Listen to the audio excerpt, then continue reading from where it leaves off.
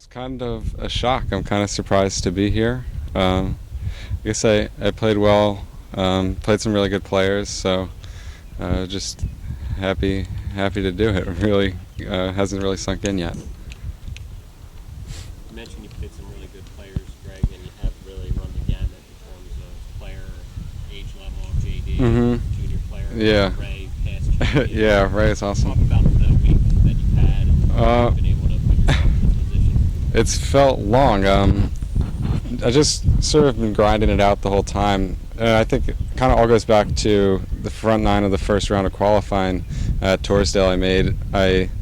I doubled 7 and tripled 8, and just that was kind of emblematic of my attitude through the whole thing. I put it behind me and kept going ahead. I've played some bad holes, hit some bad shots today, even when I was playing well, and was able to put it all behind me and keep going. Is that something typically you can do? You normally put a bad shot behind you? It's something I'm getting better at, and something I'm working really hard at. So it feels good to be doing it. Another kind of big picture question. You might not even have an answer for this, but Mm-hmm. if you happen to win, you would be the first public golfer Yeah. to ever win a golf, Association Philadelphia Amateur Championship. That's cool. Yeah. Kind of neat, right? That would feel cool. I know there's a lot of people from Cobbs Creek pulling for me, so it'd be nice to do that for them too. And it's great to have their support. Their support is pretty awesome. Is there a story to why you're not a member of a club anywhere? Strictly financial? I'd say probably mostly financial, yeah. My dad, I'd say if he kept playing, we'd probably be a member somewhere, but he doesn't really play too much golf anymore, plays a couple times a year. And even though he started me playing when I was younger, him not playing, I'm pretty much the only one in my family who plays. My brother plays a little bit, but it's pretty much just me. When did you start playing? I guess I was first on a golf course when I was 2 or 3, hitting some balls, but played a lot of baseball and basketball in the meantime, and then picked it up and took it a little more seriously starting around 6th grade, I think. And were you ever a member at the club? Nope. Just talk about your match in the afternoon. Let's start with that one. Okay. Looked like you got off to a pretty hot start. I did. I played well in the afternoon. I was really putting the ball well. I don't think I made a bogey till 9. And Steve was playing solid too, so I was 2 under and 2 up at one point, so it was a pretty good match. And then he rallied in the back, got it back to 1. And then there was kind of a turning point. I 3-putted on 14 to let him get back to 1.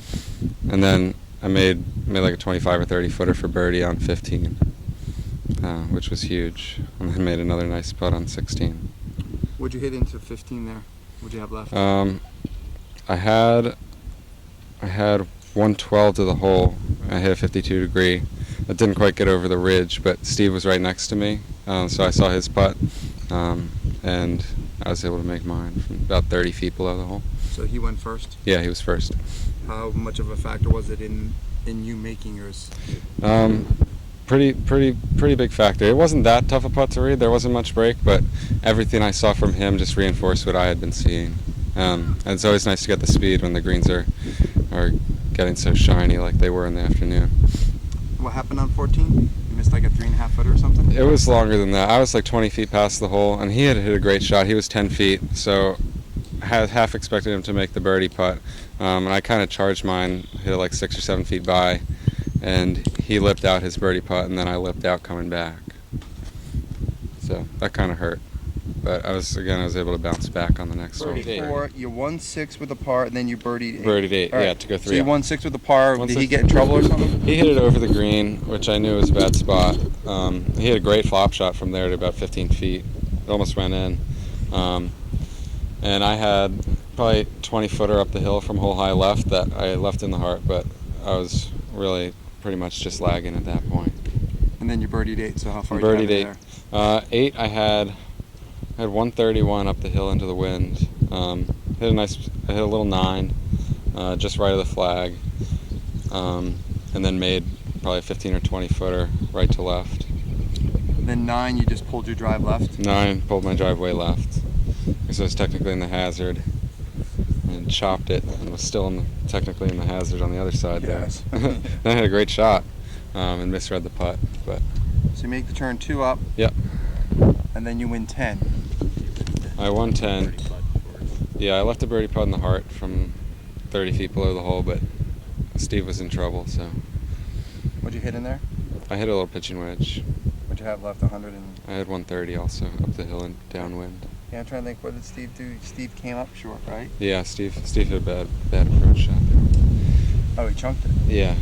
All right, 14. Is there Yeah. a little doubt in your mind, like, crap, I'm kind of blowing up here a little bit? Definitely. It's always tough to lose a three up lead when I felt like I really had played well all day to get it.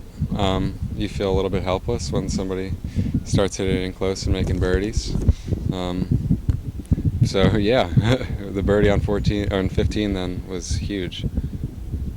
And give us your mindset kind of over that putt. Steve, you had seen Steve's, Saw Steve's, yeah. so you know he didn't make it. I'm guessing he didn't make it. He Obviously, left. right? Yeah, he came close. He left it just short. Now Sort you're of thinking this slid is like across the the face. hammer kind of thing.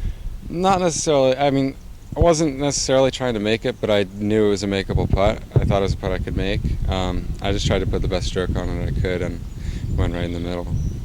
And then talk about your putt on 16. What'd you have left in there from the trees? I had 121, Is that a 52? which was just a nice little punch pitching wedge from me. Hit a little past the pin and had like another like 15 or 20 footer with a lot of break. The putts here can really swing on you, and I got the line and the speed right and went right in the middle. You have a little talk with yourself before that putt. Maybe. It's tough to say. I talk with myself a little before every putt. But again, I'm just trying to put the best stroke on it I could and happened to go in. There's quite a paradox, Greg. We were talking earlier. Uh-huh. You're kind of the odd man out last year. There were a bunch of guys trying to get into match play. Yeah. And you were the guy, the only one who didn't grab one of those spots in the playoff at Manny's. That hurt. You go from that position Mhm. to you're one step away from holding the J. Will Platt Trophy. Yeah, Tell us about that. 1 year later is really crazy. It hurt a lot to miss match play.